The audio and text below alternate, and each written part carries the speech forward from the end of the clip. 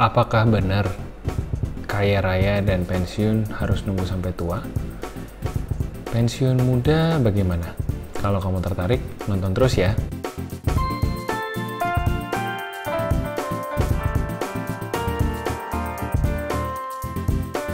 Hai guys, nama gue Samuel. Gue seorang HR manager dengan pengalaman kerja kurang lebih 8 tahun. Gue bikin channel ini untuk sharing tips-tips dan pemikiran gue tentang HRD, perjalanan karir, dan isu-isu dewasa muda lainnya dalam bahasa yang sederhana. Nah, sebulan sekali, tiap minggu keempat, gue bikin segmen judulnya Vlog Tanggal Tua yang isinya ngomongin keuangan. Gue berharap dengan adanya vlog ini, penonton gue bisa ngomongin uang di tanggal tua supaya bijak keuangan di tanggal muda. Sebelum mulai sharing, gue mau ingetin juga bahwa gue bukan financial advisor dan video ini bukan video ajakan investasi ke instrumen tertentu. Semua keputusan yang teman-teman ambil, teman-teman harus tahu untung ruginya berdasarkan riset teman-teman masing-masing ya. Di edisi vlog tanggal tua kali ini, gue mau ngenalin teman-teman ke sebuah konsep yang namanya FIRE. FIRE ini adalah singkatan dari Financial Independence, Retire Early. Financial Independence, kebebasan finansial yang membawa kita bisa retire early, pensiun dini. Maksudnya gimana sih? FIRE movement ini kalau kita telusuri, ada sebuah buku jadul banget, ditulis oleh Vicki Robin, seorang penulis dari Amerika, yang nulisnya udah nenek-nenek juga sekarang. Nah, dia nulis buku judulnya Your Money or Your Life. Dia mulai bukunya dengan bertanya, sebenarnya uang itu apa? Ketika dia tanya sama peserta seminarnya, sama orang-orang terdekatnya, jawabannya macam-macam. Ada yang jawab uang itu alat tukar. Ada yang jawab uang itu sumber kekuasaan. Kalau punya banyak uang, kita bebas mau ngapain aja. Ada yang bilang uang itu adalah cara berbisnis, moda untuk berbisnis antara satu negara dengan yang lainnya, dan sebagainya. Nah, tapi menurut Vicki, uang itu semata-mata buat kita nih, karyawan atau orang yang sehari-hari hidup dengan gaji bulan ke bulan, uang itu semata-mata adalah life energy kita. Life energy maksudnya gimana? Life energy versi Vicki adalah berapa uang yang kita terima per jam kita bekerja. Mungkin sekilas kamu berpikir, oh kok Sam ngitungnya gampang. Kan kita sehari kerja 8 jam, 5 hari bekerja dalam seminggu, dikali 4 minggu. Segitulah jam kita bekerja. Tapi Vicki minta kita menghitung lebih dalam lagi. Minta kita menghitung ketika kita diharuskan lembur untuk proyek-proyek lain di luar jam kerja. Mengharuskan kita untuk menghitung kos-kos yang kita habiskan untuk pekerjaan kita. Misalkan kita harus beli baju kantor, kita harus bayar transportasi kalau kita bolak-balik ke kantor, dan sebagainya. Nah, setelah kita menghitung, maka kita dapetin tuh sejam kira-kira kita dibayar berapa sih sebenarnya sama pekerjaan kita. Nah, dari pendekatan ini, akhirnya kita bisa menghitung secara jujur. Sebenarnya kalau gue beli sepatu ini, berapa jam ya yang gue habiskan bekerja untuk membeli sepatu ini? Kalau gue mau beli sepeda baru atau laptop baru, berapa jam ya yang gue habiskan bekerja untuk membeli laptop ini?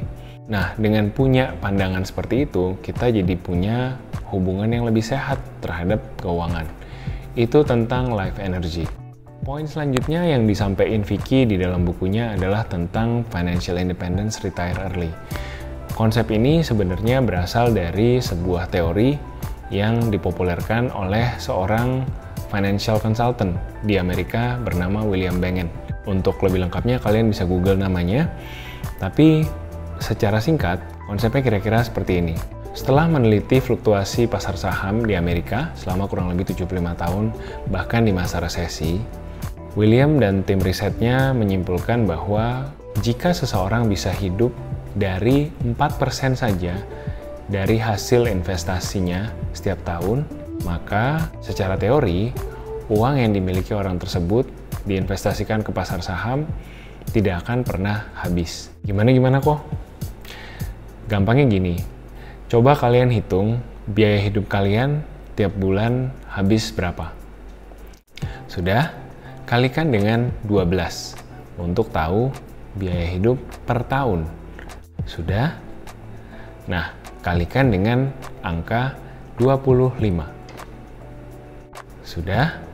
Nah, angka yang kamu dapatkan adalah, menurut teorinya William, angka FIRE kamu.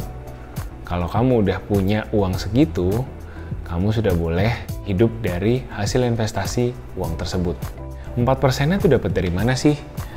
Dari estimasi return pasar saham selama William mengobservasi pasar saham selama 75 tahun tadi.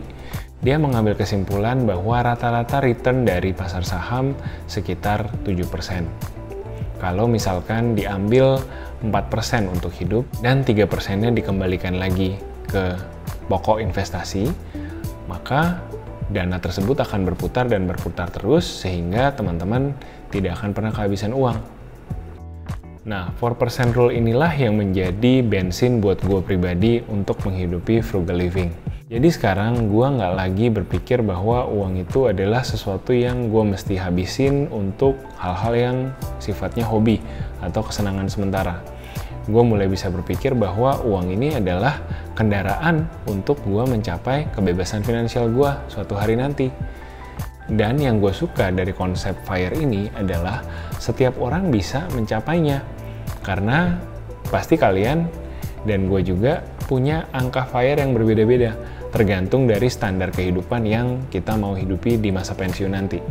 Jadi kalau angka FIRE gue misalkan 1M, terus ada lagi yang angka FIRE-nya 5M, 10M, 20M, ya terserah. Kita masing-masing bisa punya angka FIRE kita sendiri-sendiri. Dan kita bisa cari cara untuk mencapai angka tersebut dengan menabung, berbisnis, mengumpulkan uang dengan cara halal tentunya, supaya angka tersebut cepat tercapai. Nah, gimana menurut teman-teman mengenai konsep ini? Pernah dengar? Ada sanggahan, ada komen, silahkan share di kolom komen di bawah. Thank you udah nonton sampai sini, mudah-mudahan videonya bermanfaat. Kalau suka dengan videonya, boleh klik thumbs up, bakal sangat ngebantu gua dan algoritma YouTube untuk menemukan video ini dan bisa nge-share video ini ke lebih banyak audiens. Sampai ketemu di video selanjutnya, see ya!